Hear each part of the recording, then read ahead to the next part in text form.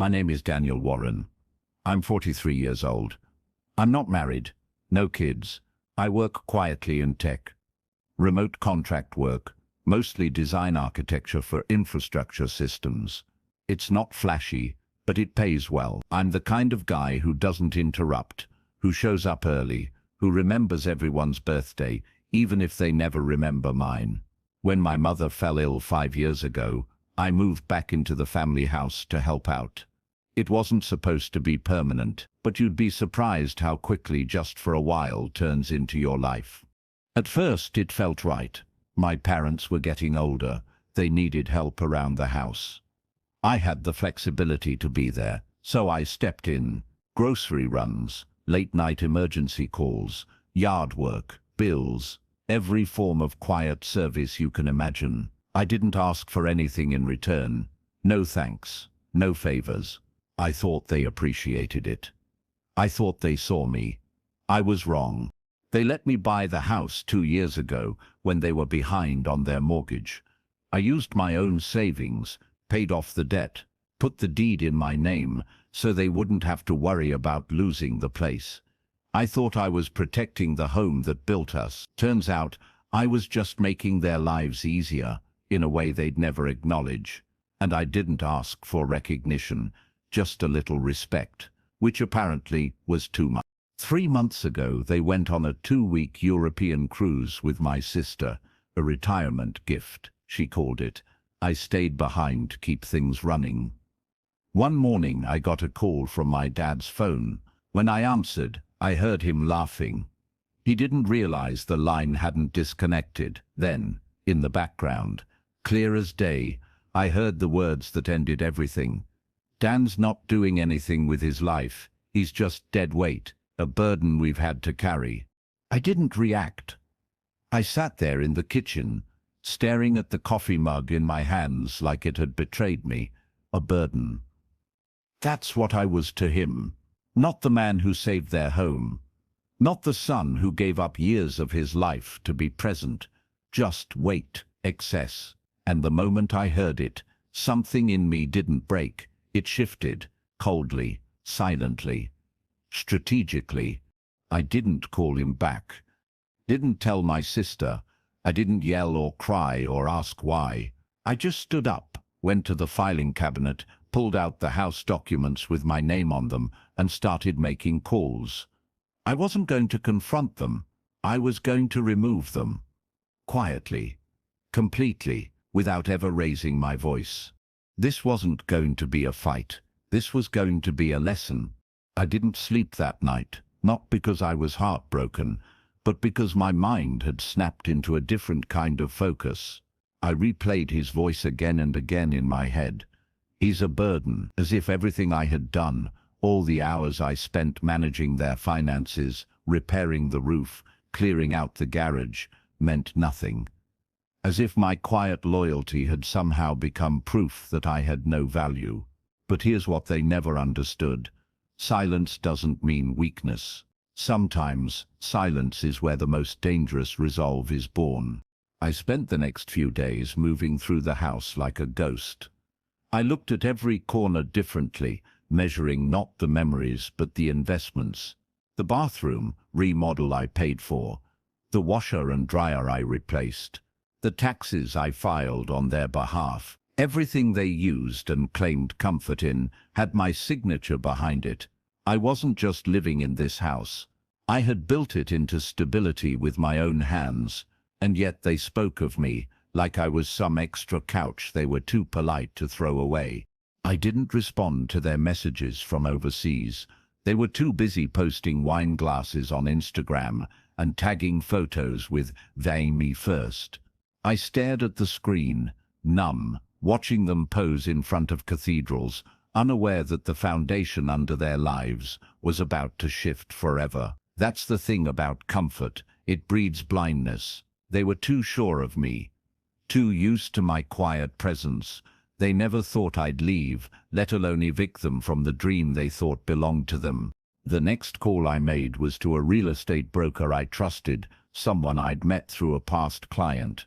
Discreet, efficient, and most importantly, loyal to the paper, not the people. I didn't need this to be flashy. I needed it to be final, I told him. Private sale only, no online listing, cash buyer preferred. I wasn't trying to start drama, I was finishing a story that had already ended. The buyer was confirmed within 12 days, $980,000, no inspection, no contingencies, just signatures and silence.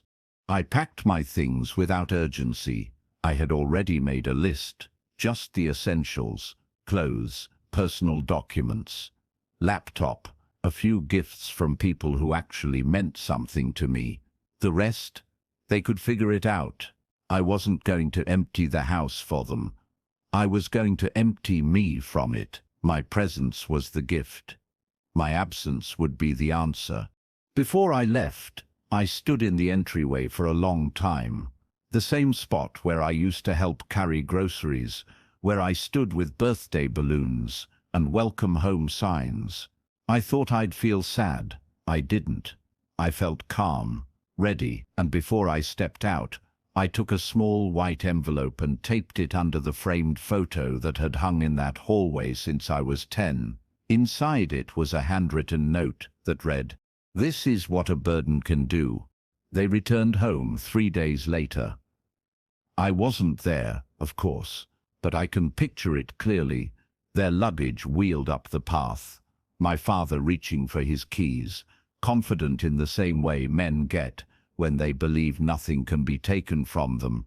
Then the pause, the twist of the key that didn't turn, the second try, and the third, the dawning confusion, the disbelief turning to frustration, then finally, the realization. They no longer lived here. The police were called. I had expected that. I even left a file with the county clerk's office, including a notarized statement of ownership, sale confirmation, and title transfer. Every inch of this was legal. My name had been on the deed for 2 years. No one could question it. Not the neighbors, not the officers, and certainly not my father. He had signed the house over to me when they were drowning in debt, and I had saved it. But in his arrogance, he had forgotten that debts sometimes get called in. The buyer moved in quietly the following week. A retired couple who downsized from the city, kind, respectful, and grateful. I met them just once to hand over the last set of documents. They didn't ask why the house was empty. They didn't need to know. All that mattered was that it was no longer mine, and more importantly, no longer theirs. My phone lit up that evening. My sister first. What the hell happened? Where are Mom and Dad supposed to go? How could you do this? I read the messages in complete stillness. There was no guilt, only clarity. For years, I had been their backup plan, the man who would always say yes, the one who quietly absorbed the family's dysfunction, and the one time I made a decision that served me, suddenly, I was the villain, the selfish one. But that's the irony. People who drain you will always call you cruel the moment you stop filling their cup. My father didn't call, he sent a single text. "You'll regret this." I stared at it for a long moment, then deleted it. He was wrong. For the first time in years, I didn't feel regret. I felt air, space, freedom. I didn't reply, because some messages are sent just to provoke, and I was no longer playing in that arena. Let him scream into the void of his own disappointment. That night, in my new apartment across town, I opened the windows and let the cool air drift in. No family pictures on the walls, no tension in the air, no footsteps above me, just stillness. I made myself a drink, sat in silence, and smiled for the first time in months. This wasn't revenge, this was reclamation. And I had finally taken my life back. The aftermath unfolded exactly as I predicted. Loud, dramatic, desperate. My sister launched a family group chat, just to rage at me. She demanded explanations, claimed I had betrayed everyone. "You blindsided us," she wrote. You humiliated Dad, but there was nothing to explain. They hadn't seen me for who I was in years, only for what I could provide. And when I stopped providing, they mistook it for betrayal. But I knew better. They hadn't been abandoned. They'd just been forced to carry the weight they claimed was mine. My mother eventually sent an email, pages long. She didn't ask how I was. She didn't acknowledge the sacrifices. She begged for pity, claimed I'd left them with nowhere to go, that she didn't deserve this. But she had sat at the table next to him, hadn't she? She heard the words, maybe even nodded, maybe she'd said worse. I didn't need to know. I just needed to remember how alone I'd felt in that house long before it was empty. Their comfort had been paid for in silence, and I was done financing their denial. I never answered, not because I didn't have words, but because I finally understood the power of not using them. There's a kind of strength in withholding the response they're counting on. I let the messages sit, unread, until they stopped coming. They would never understand. That call was never supposed to be heard. But it was, and that accident revealed more than a lifetime of polite conversation ever had.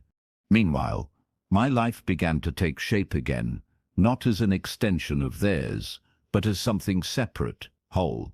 I found a small co-working studio nearby and started rebuilding my design portfolio. Work poured in slowly but steadily. I made friends I didn't have to explain myself to, people who knew me as Daniel, the designer who drank black tea and had a dry sense of humor, not the son who stayed behind. I decorated my new apartment with intention. Nothing from the old house came with me except a few books and my guitar. Everything else stayed behind. I didn't need it. I wanted a space that reflected the man I was becoming. Not the boy they had frozen in their minds. For the first time in years, my space didn't echo with unmet expectations. It felt like mine. Fully, finally, mine. One night, I walked past the old house, just once. The lights were on. A car in the driveway. Life was happening inside. But none of it was mine anymore, and I felt nothing. Not sadness. Not nostalgia, just release. I didn't burn the house down. I just walked out, locked the door, and handed someone else the keys. And in doing so, I unlocked my future. The most satisfying part of it all wasn't watching them fall apart. It was watching myself come back together. Quietly, slowly, without fanfare. I didn't need revenge. I needed reconstruction. And every day that I woke up without the tension of walking on eggshells in my own home, I knew I'd made the right decision. Some people need closure through confrontation. I didn't. My closure came when the check cleared and the keys passed hands. That house was no longer mine, and neither were their voices in my head. I started sleeping better, not just longer, but deeper. The kind of sleep that doesn't snap you awake with guilt or imagined arguments. No more pacing the halls after midnight wondering what I forgot to do for someone else. No more listening for the next complaint disguised as concern. Just silence. Beautiful, uncomplicated silence. The body keeps score. And mine was finally writing a new story. Friends I hadn't heard from in years started reaching out. Apparently my sister had told everyone I'd had a breakdown, that I'd acted irrationally. Funny how people label clarity as madness when it doesn't serve them. I didn't defend myself. I didn't argue. I just said I'm good, and for once I meant it. Because I knew what they didn't. I hadn't lost control. I'd finally taken it. There were hard days, of course. Days where I questioned if I'd gone too far. But those moments never lasted, because all it took was remembering that phone call, that moment I was never supposed to hear, that casual cruelty. He's a burden, and suddenly all doubt vanished. That call wasn't a slip, it was a window into how they'd always seen me.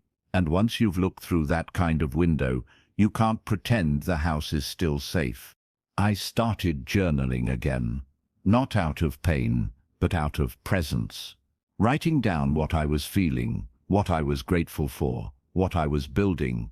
I wrote about freedom, about ownership, about the kind of man I was learning to be without the shadow of guilt pressed into my shoulders. For the first time in my adult life, I was allowed to dream without wondering if it was selfish.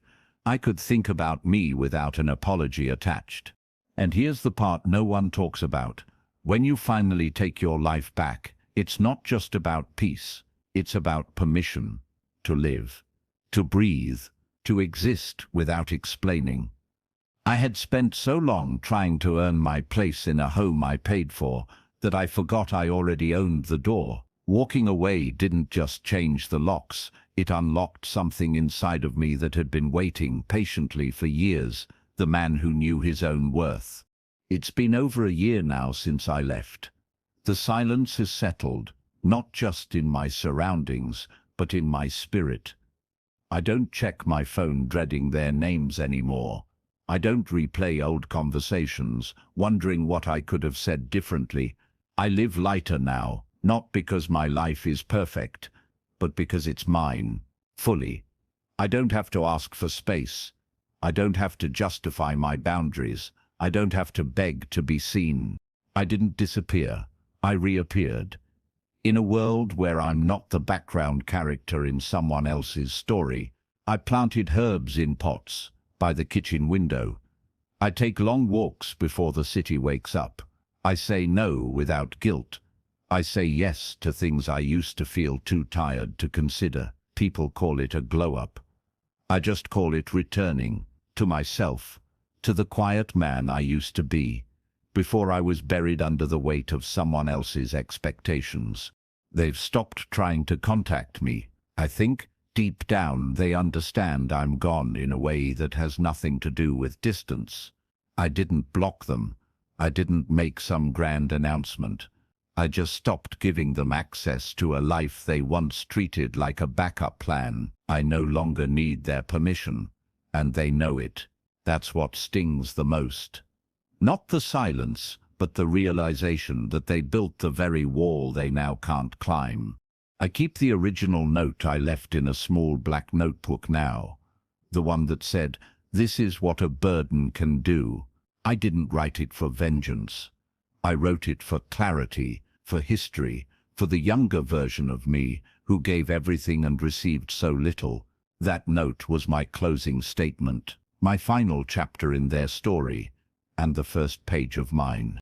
If you're listening to this and wondering if you'll ever have the strength to walk away from a place where you're only useful but never valued, hear me now. You will. You don't need to scream.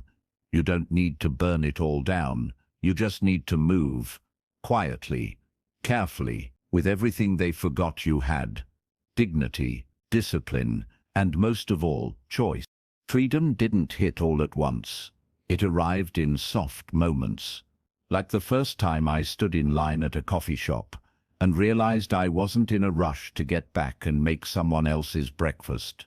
Or when I woke up at 9 a.m. and no one was there waiting, needing, asking. For so long, my time had belonged to other people. Now I had to learn how to spend it on myself and not feel guilty for doing so.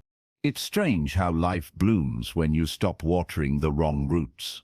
I started connecting with old college friends. I joined a community cycling group. I laughed loud, genuine laughter that didn't feel like it came with a price. People began to notice a difference in me. "You seem lighter," someone said. I just nodded.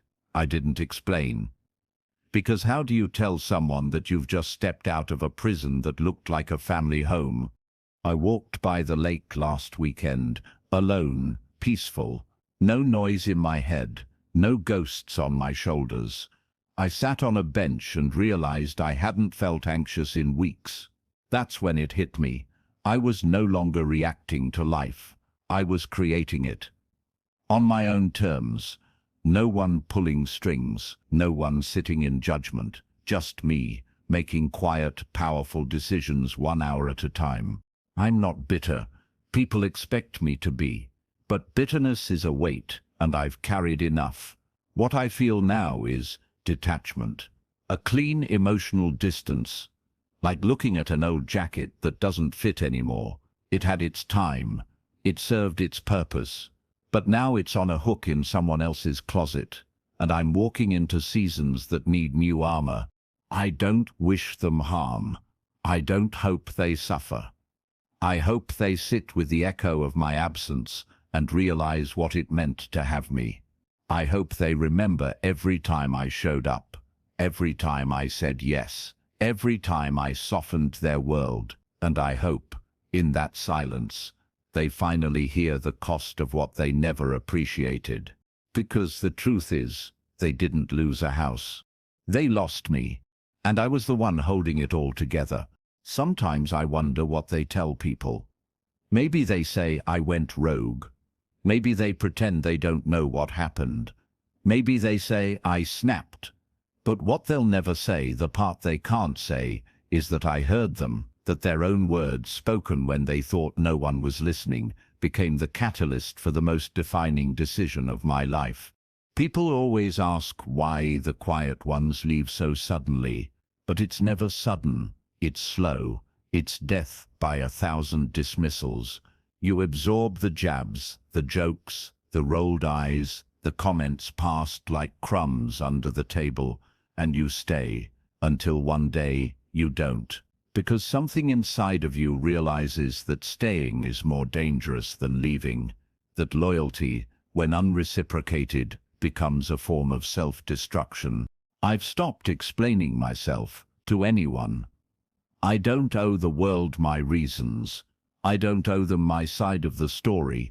People will believe what's most convenient to them anyway. I'm done performing respectability. What matters now is that I can look in the mirror and see someone I respect, someone who chose himself without waiting for permission. There's a kind of man I was raised to be: quiet, dependable, low maintenance. The one who picks up the slack. I carried that script for decades, but I've rewritten it. Now I'm the man who walks away when he's disrespected, the man who sets boundaries and sticks to them, the man who doesn't confuse being good with being used. You don't realize how much strength you have until you're forced to choose between peace and people, and you finally choose peace. Not out of cruelty, but clarity. Because sometimes the most powerful thing you can say is not anymore. And when you say it with your feet, not your mouth, that's when they finally listen. I bought a new place last month. Nothing extravagant, a modest, sunlit loft on the edge of town. It's quiet, the kind of quiet that feels like permission. There's a balcony where I drink coffee in the morning and watch birds land on the rail. I didn't realize how much I missed simple beauty. When you're living in a house built on resentment, everything becomes survival. This is living. I kept one box from the old house. Not for sentiment, but for reflection. Inside are a few photos. A faded drawing I did in high school that my mother once praised before forgetting it existed, and the original deed papers, the ones they signed when they were desperate, the ones that quietly handed me the very power they'd later despise. I don't look at it often, but I keep it to remind myself that I didn't steal anything. I rescued what was already mine. I've met someone recently. It's early, nothing rushed, but there's ease, respect, no expectations wrapped in guilt. We talk about music and books and future road trips, and when I tell him about my past, he doesn't flinch. He listens, not to fix but to understand. That, to me, is intimacy, being seen without having to scream. I don't know what my parents are doing now. I assume they found a new place, maybe a rental. Maybe they're staying with my sister. I don't check, not out of malice, but because I'm no longer their keeper. I gave them everything I had. They threw it away with one careless sentence, and I refuse to spend my days sweeping up what they shattered. I'm not a burden. I never was. I was the foundation. They just never looked down to realize it. People say forgiveness is freedom, but that's not always true. Sometimes distance is freedom, and forgiveness is what you do when your soul is ready, not when someone else demands it. I haven't forgiven them yet, and I don't pretend to. I'm still grieving the boy I used to be, the one who waited too long for validation, for a thank you, for a place at the table he built. And yet, I'm not angry. I'm aware of the patterns, aware of the silence I was forced to carry, aware of how easy it is to disappear inside a family that confuses your loyalty with obligation. That awareness is my armor now. It's what keeps me grounded, keeps me kind, keeps me free. I volunteer at a local shelter once a week. I talk to men who've lost their homes, their confidence, their names. Not all of them lost it to drugs or debt.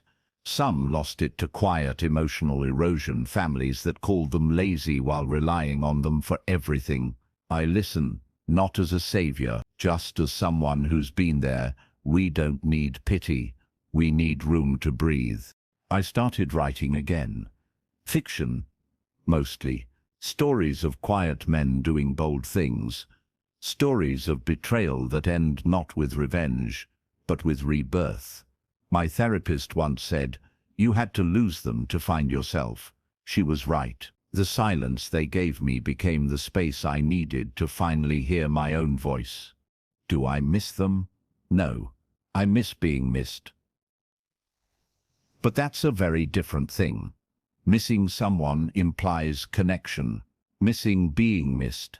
That just means I was never really seen, and I can't mourn something that never existed. Some losses are actually returns. I didn't lose a family. I returned to myself. I know what you're thinking. Would I do it all again? Would I sell the house, walk away, leave them behind? Yes. 1,000 times. Yes. Not because it was easy, but because it was necessary. That house wasn't just bricks and drywall. It was a stage where I played a role I never auditioned for. The quiet son, the helper, the backup. I left not to punish them, but to free myself. And in doing so, I discovered the quietest, strongest version of me. The man who hears disrespect and walks away. The man who loves from a distance because up close was too costly. The man who doesn't need to explain his choices because the results speak for themselves. This isn't a sad story, it's a rebirth. I live without apology, without regret, without noise. My name is Daniel Warren. I was once called a burden. Now, I am the proof that walking away quietly, intelligently, and without rage can be the loudest, most powerful thing a man ever does.